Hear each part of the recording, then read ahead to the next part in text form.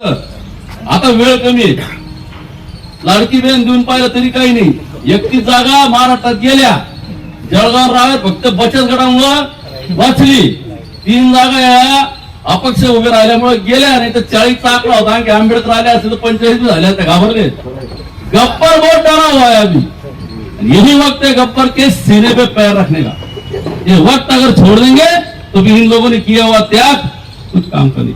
या 2 महिने जेवढं आंदोलन होईल या 2 घाबरले.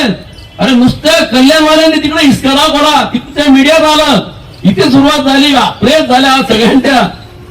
आमच्या सगळ्यांचं इथे आंदोलन झालं की जळगाव पण जागे झालं. कल्याणला झालं. धुळं झालं. हे लोकांनी सगळ्या ठिकाणी नाशिक चालू केलं.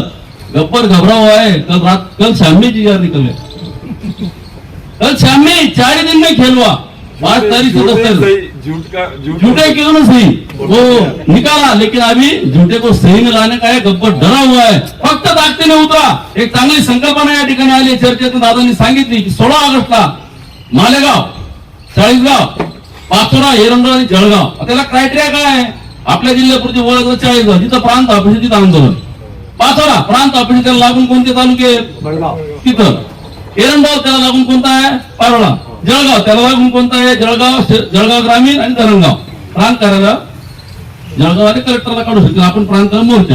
आता मोर्चा काढायचा उन्हाचा भयंकर. ते प्रदीप पवार बोलले दादा चुकीचं वाटलं बरोबर बोलले. तुम्ही दादा आंदोलन एक्सपर्ट आहे. त्यांनी सांगितलं गर्दी जमवायला फार खर्चाची गरज नाही. 100 ट्रॅक्टर एका तालुक्यात किती.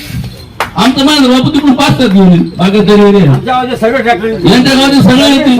सुभाष दादा दोघं जण एकत्र झाल्यावर काय आम्हाला. आमचा भाई घेऊन येईल तिकडून. विवेक घेऊन येईल. सगळे जण येत नाही तर बस. आमचा आडगावचा बस